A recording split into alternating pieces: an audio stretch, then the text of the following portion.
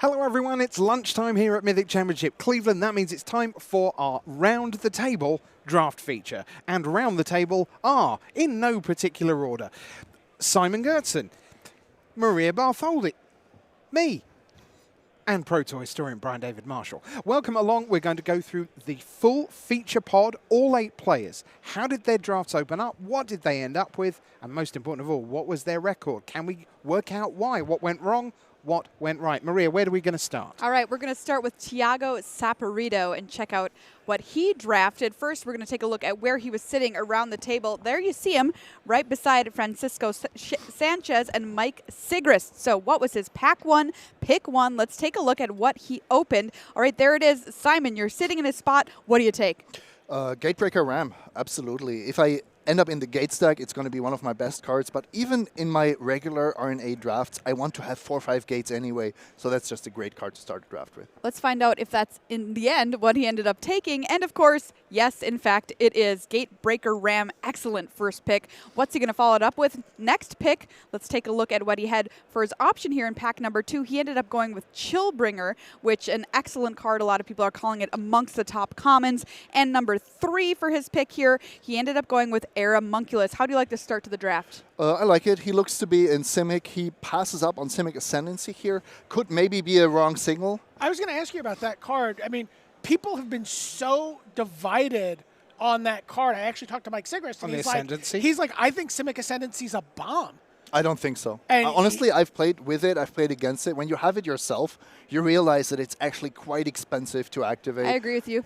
I don't like it. I think that that's very interesting that even at this level of a table, you know, Mike Sigrist took it as a signal. He was like, oh, well, maybe Simic's open because I value that card quite a bit. Okay, so how does the deck end up? Let's take a look at that. All right, let's take a look at his final deck. There it is. Simic, as we said, some great cards in there. Biogenic Ooze at the top of the curve. How did he end up? 1 and 2. Wow. And we saw his only win was against Mike Sigrist, and Mike Sigrist was like, that Biogenic Ooze was just too much. He's like, that card. If you don't kill it immediately, good night. Did you see this deck? I mean, 3 Aramunculus, Gyre Engineer, Biogenic Ooze, and you go 1-2. Wow. I don't believe it almost. And that Ooze was pick 3, pack 3. What? Because I went and asked him when he was building. I said, was that your opening pack? And he went, no, pick 3, pack 3. Oh, okay. Okay, no. Well, next round the table is Mike Sigrist. We'll show you that table graphic again, give you a sense of where everyone is. Saporito passes in packs 1 and 3 to Sigrist. Let's look at pack 1 for you. And there it is. And we're going to look at the rare down in the middle at the bottom, Precognitive Perception. A nice start to the draft. Double blue, of course, so, you know, fairly reasonable commitment there. What about pick 2? Let's see what his options were. Well, were there more good blue cards? Well, there was a Chillbringer top left, and that is actually what he ended up picking. So, again, 5 mana, again, blue, so at least we're sort of putting something together. So both he and Saporito second picked the Chillbringer right next to each other. Yeah, absolutely. So then pick 3, will it continue to be blue? Well, there's a thought collapse, but no. We go with Summary Judgment. Generally, warmer than winter. That's my Summary Judgment. So why don't we take a look at his overall deck? Of course, we saw him draft. It is Azorius, all those Sphinxes Insight, triple thought collapse. Triple Law Mage's Mind. This is my kind of deck, Brian David Marshall. Yeah, absolutely. This looks like very close to some of the nonsense decks that people like drafting. Cuneo. Like Andrew Cuneo. Reed Duke went 3-0 with nonsense? This draft. Yeah. Yeah, BBD also went 3-0 with a full-on nonsense deck. You know, Shimmer of Possibility on turn 2, Locket on turn 3, on turn 4, play Clear the Mind and Shimmer of Possibility. So did Huey. Huey also drafted this deck, and he loved it. He did very well. The pros and cons of having Andrew Conio on your team, I guess. but this is like a much more straightforward than the nonsense deck. How did he do with this? He went 2 and 1. And, of course, we saw him lose in the opening round to Thiago Saporito. So that was Sigrist's loss. So we've got Saporito at 1 and 2, Mike Sigrist, Saporito at 1 and 2, Sigrist at 2 and 1. Yeah, Mitchell Tamblin is where we're heading next around the table. There you see him right next to Mike Sigrist and a seat down from Thiago Saporito. Let's take a look at what he picked first. Might surprise you, maybe not. Enraged Ceratok was his pick 1, pack 1. Let's move on to pick number 2 from pack number 2.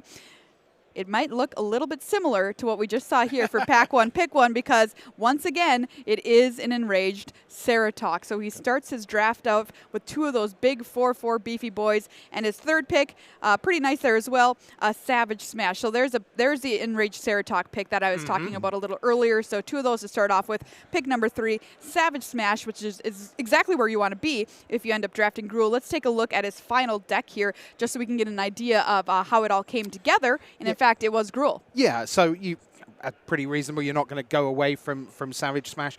He seemed, I had a chat with him. He thought that maybe he needed to be black-red. He thought he might be really a Rakdos drafter, and then kind of fell into this. He went 1 and 2. Brian, does this feel like a 1 and 2 deck? No, I mean it looks like a 2-1 deck to me. I mean, I didn't go over, it went by pretty fleeting, but I feel pretty good in a deck with 3 Sorrowform hybrids.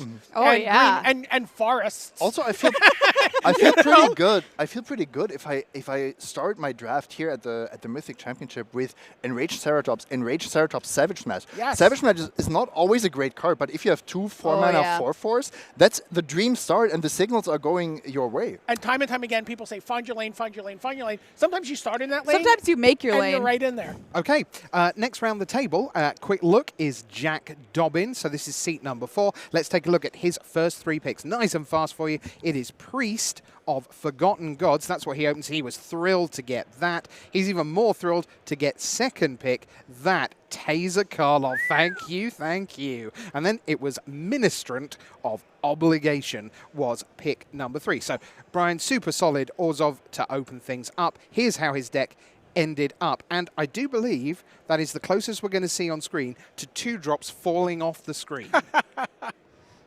Yeah, you see multiple final payments. You see the Trumpeter. So a couple of like weaker 2 drops though in Orzhov. I mean, I don't think the Rakdos Trumpeter is necessarily the card you want in that deck. How did he end up doing with this deck? So he went 2 and 1, and presumably, okay. I mean, what he said was, look, that Priest of Forgotten Gods is completely nuts. He thought it was tremendous. And he had the 2 drops to support it, notably. Yes. Yeah, okay. Yeah. You not also a card I've get played with a lot, almost like a actually. combo start with Taser as well. Then you have the Afterlife, and you activate the Priest of. It's almost like in Constructed, where Priest of Forgotten Gods is activated every single turn. Right. Of the Okay. game. Round we go. The table. Who's All right, next, Maria? Stuart Parnes is up next. Let's take a look at what he did in draft. There he is around the table from Jack Dobbin. Pack 1, pick 1. Let's take a look at what his options were. He ended up going with something that may surprise you. Basilica Bellhaunt was his pack 1, pick 1. So a heavy commitment Wow, to that's- Orzhov. That is, I mean, you would think if you were going to make that commitment early, I mean, like the Bedevil is just a That's what I was premium gonna card say. and a card you can still splash. If This you're pack Orzhov. is just really tough because you have to take a gold card here, and it's Lawmage's Binding or Bedevil or Basilica Bellhorn, That's and true. all of them kind of commit you to a guild. All right, let's take a look at pick number 2 for Stuart Parnes. It is going to be a Guildgate, a Zorius Guildgate, in fact. So already starting things off with a pick number 2 on a Guildgate. All right, pick number 3, where does he go from here? The answer is Blade Juggler, a card a lot of people are calling the best common in the set. So he ended up with what looks to be kind of an Esper deck. Let's take a look at his final build there, splashing for a couple of black cards. I mean, Blade Juggler, good enough to splash? I guess so. This list went 1 and 2, Simon.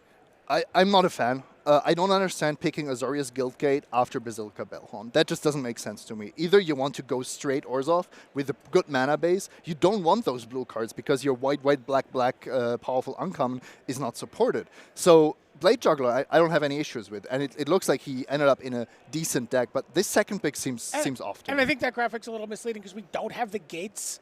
On that graphic, he had 2 of the Angels, and he had 1 Gate Colossus. And so his deck... Yeah, I think he had 5 gates in the end. Oh, okay. I think somewhere in that range. Okay. 5 so- or 6. Gates were really a high priority for all of these drafters. Yeah. So next is Tom Ross round the table.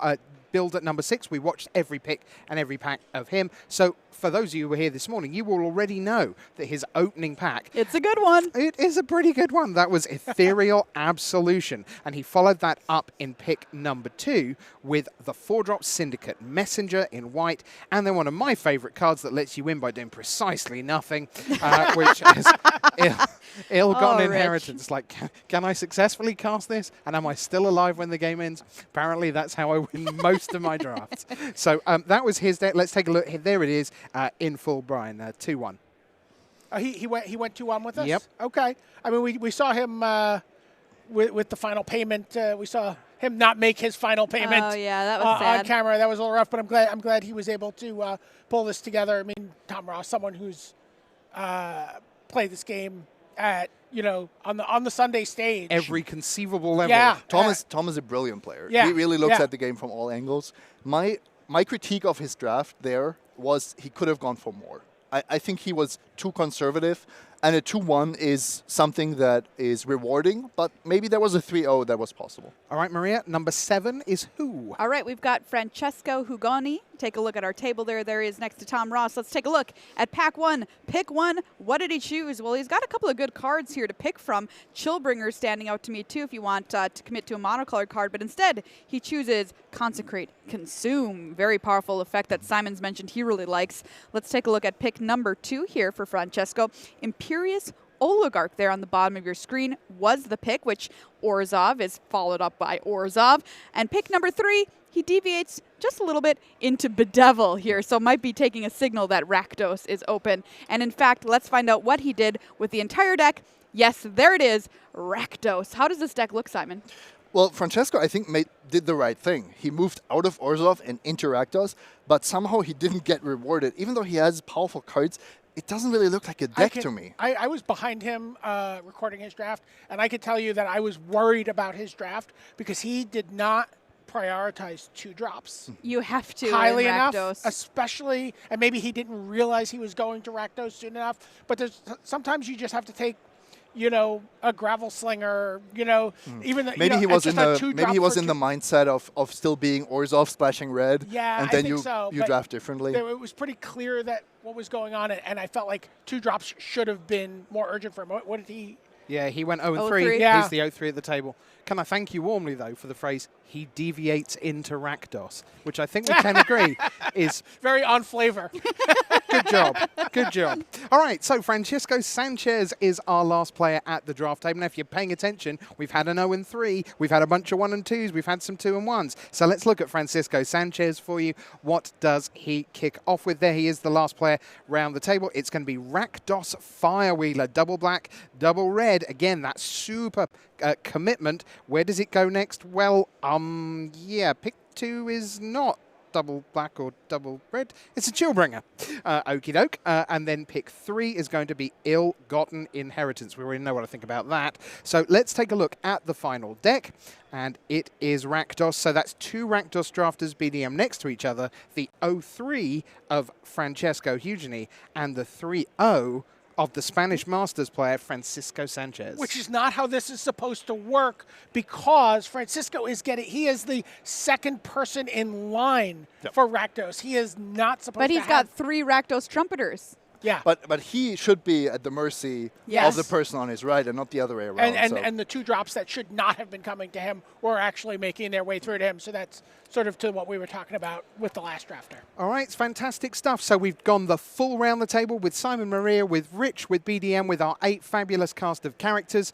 And coming right up, lots more as the lunch break continues here at Mythic Championship Cleveland.